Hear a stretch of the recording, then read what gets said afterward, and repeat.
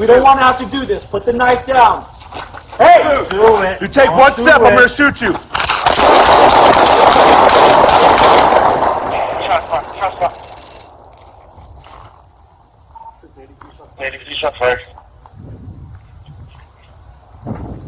Let go of the knife. Just drop the knife. We can't get Drop the knife. I'm going to step up, secure the knife, and try George, to 6450. medical, okay? Hey, you got me. I got you.